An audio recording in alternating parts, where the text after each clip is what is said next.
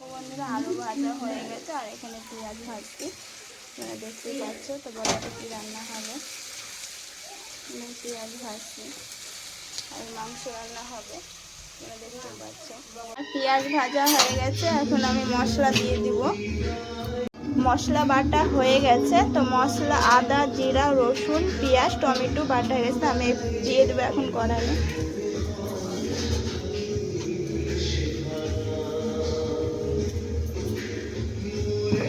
দিয়ে একটু নেড়ে নেব।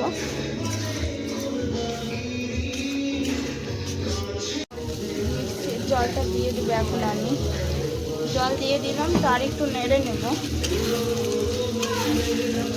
দেখতে পাচ্ছ নেড়ে নিচ্ছি আমি। ফুটছে, এবার মশলাটা আমি কষে নেব। তোমরা দেখতেই পাচ্ছ মশলার মধ্যে এখন আমি হলুদ দিয়ে দেবো, তো অল্প করে, তারপরে পরে লাগলে দিব। তো এখন লবণ দিব না, মাংস দিয়ে দেবো তখন লবণ দিব, ঠিক আছে। এখন আমি নেড়ে নিচ্ছি।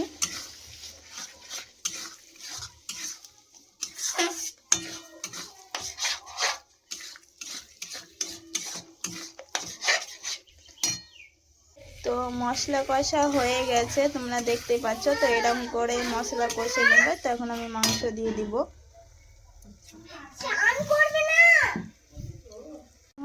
আমি মাংস দিয়ে দিব, দেখো দিয়ে দিচ্ছি চিপে চিপে।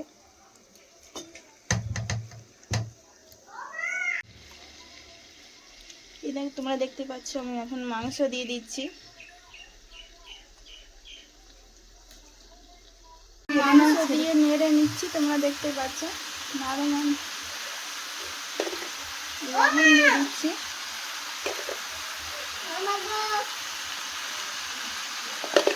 তো লবণ দেওয়া হয়ে গেল।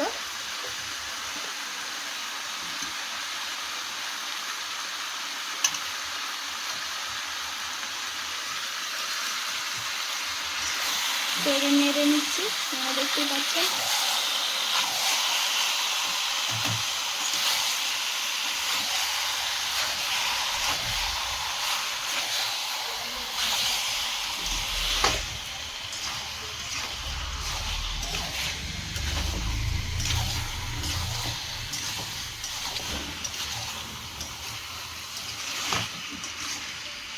তো এখন নেড়ে নিচ্ছি। তো কথা কেন বলছি,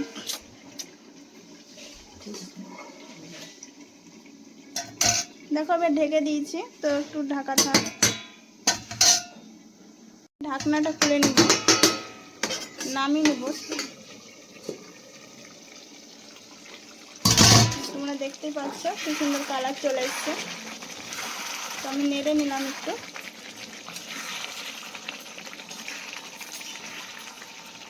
পাচ্ছ, তো এখন নেড়ে নিচ্ছি। তো কষতে কষতে তো আর একটা জিনিস আমি করে ফেলেছি, দেখো আম কেটে ফেলেছি। তো একটা একটা করে সবাই খেয়ে ফেলবো, তোমরা দেখতে পাচ্ছ। আর এদিকে মাংস কষা হচ্ছে। এবার আলু দিয়ে দিয়েছি, ঠিক আছে। দেখতেই পাচ্ছ মাংসের কালার চলে এসছে। এবার নেড়ে নিচ্ছি আলু দিয়ে।